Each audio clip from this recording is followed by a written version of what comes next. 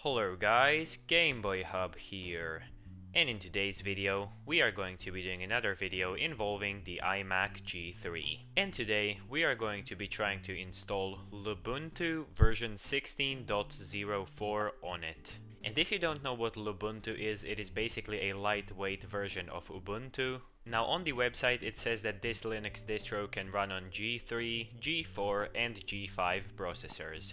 And today I'm going to be testing it out on my iMac, and this has a 400 MHz G3 processor and a gig of RAM. So to install this you will need a DVD with the burnt ISO on it, which I will leave in the description below. And you will also need a Ethernet cable connected to your iMac, because you will need to access the internet in order to install this Linux distro. So I have my Ethernet cable connected right now, and I'm going to show you how to check that everything is good. So just go into System Preferences and then Network.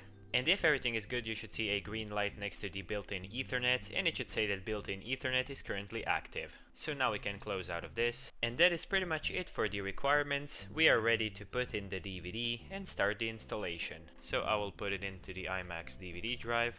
And the DVD has popped up, as you can see, so we will just restart the machine right now. And while we're starting, I will just hold down the C key on the keyboard to bring up the boot menu.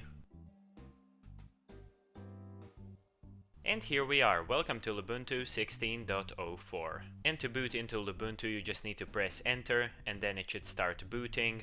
And as you can see, after a while the Lubuntu desktop installer booted up. So yeah, I guess that this is just very old hardware and it needs quite a bit to load, so this took about 10 minutes to load up overall. But yeah, we are in the actual Lubuntu interface, which is great. So now let's hope it will launch the installer. Finally the installer has launched, and that took about 5 minutes. But it's okay, we're gonna leave this at English because we do want the English language, and click continue. And now you can see preparing to install Lubuntu, so we'll select download updates while installing because I do have an Ethernet cable connected, and I will also install third-party software for graphics, Wi-Fi and other media. And I'll just click continue.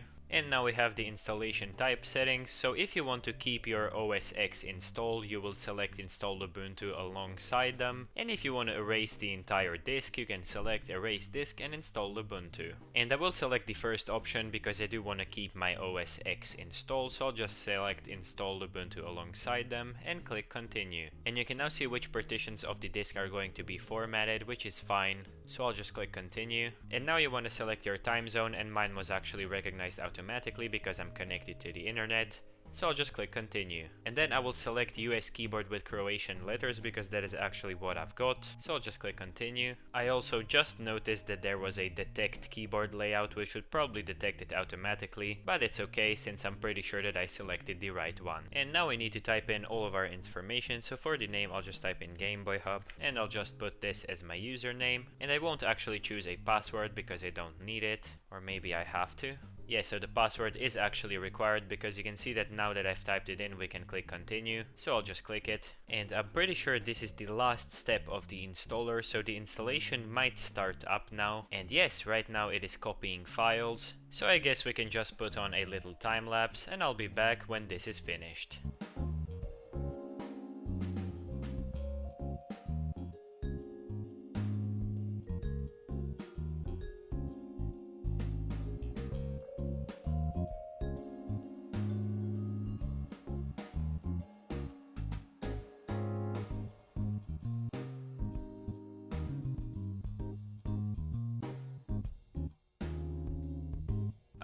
Well, that's not good. We got installation failed. The installer encountered an error copying files to the hard disk. So this might be actually an overheating issue because it says that we might need to move the system to a cooler environment. We're sorry the installer crashed. After you close this window, we'll allow a bug report. This will gather information, blah blah blah. So right now I'll just try the installer one more time, and if that doesn't work, I know there is another way to install this. And yeah, if that doesn't work the second time, then I'll just continue with the other method, so yeah. And here we are at day 2 of this experiment. I finally managed to find the alternate image, which is supposed to just be the installer and install the Linux automatically. But yeah, the live CD just wouldn't work. I guess it's just too much for this old machine, which is fine.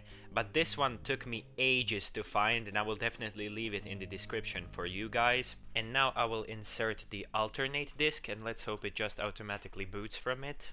And yes, it will, so that's good. And yep, now the default option is install over here, which is what we need. Before, the default option was live CD, and then it would just boot via CD. But now it is install, so let's just press enter and see what happens.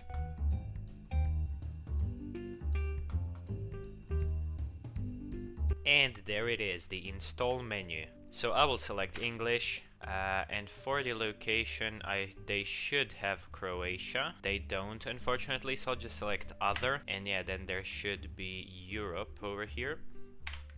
There it is, and now we should be able to select it. Yep, there it is.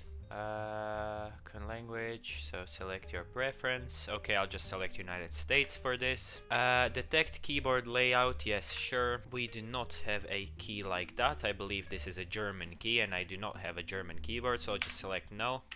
And yeah, I spammed enter a little bit too fast there, but yeah, as you can see, now it is detecting hardware, so I hope that it will be installing now. So I guess I will just start up another time lapse and we'll see what happens. Also, I just realized I forgot to connect the iMac to the internet this time, so let's hope that this setup works without internet and that we can just configure it later.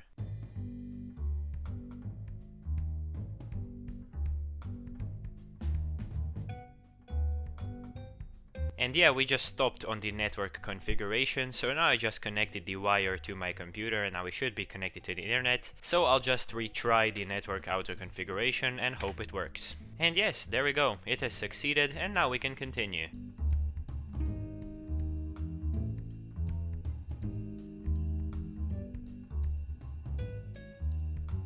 And these are the disk partition options, and I will just select use entire disk because this disk is pretty much empty, so yeah. And funnily enough, Linux actually detects the whole 160 gigabytes, which macOS wasn't able to. macOS can only detect 120, but this one actually detects the whole disk, which is pretty cool.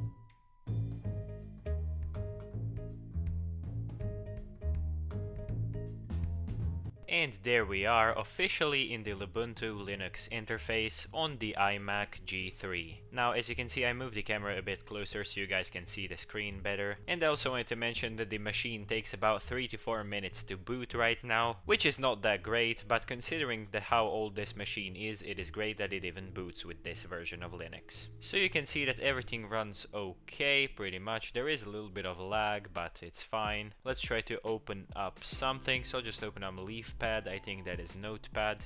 Yep, so let's try to type something.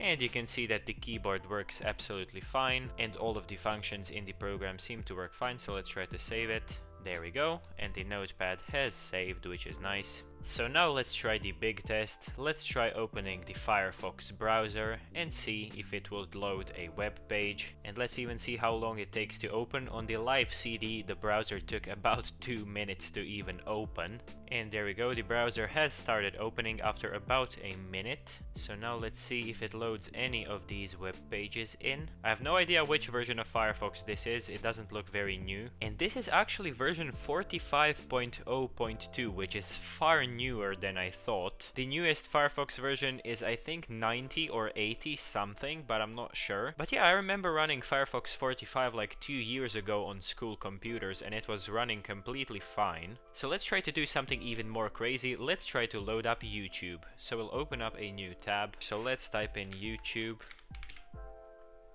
Yeah, you can see that the typing is very delayed. But I mean, if my life depended on it, I could use this browser. It wouldn't be so bad.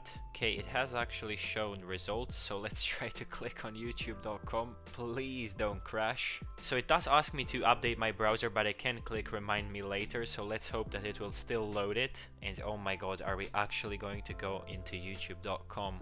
And yeah, I'm pretty sure youtube.com won't be loading anytime soon, which is to be expected because this is a computer from 1999 after all. But let's try to load up a much simpler website. So I have one in mind. I'm not sure how simple it really is, but I know the Macintosh repository is quite simple looking and it doesn't have a lot of 3D graphics, so let's try that. And yeah, you can see that this page loads absolutely fine and it looks okay as well. It pretty much looks the same as on my main computer. So yeah, some websites are capable of loading and others are not, which is definitely to be expected since this is an old version of the Mozilla Firefox web browser. It is also an old computer and the Mozilla Firefox web browser isn't actually the most lightweight browser that you can have. It is actually quite on the heavy side, but yeah, they decided to include it as the default browser anyway. If you guys know any other browsers that are much more lightweight that might be able to run on this machine, definitely leave a comment, and then I might do an entire video on web browsing on the iMac G3. And also, if you have any more lightweight Linux distros in mind, you can definitely leave those in the comments below. They just have to have support for PowerPC processors and I will definitely install them and test them out. So yeah, overall I would say that the machine is usable with this Linux distro on it, but it would definitely need a lot more to be usable. But as I also said, this might just be the maximum that this machine can give out.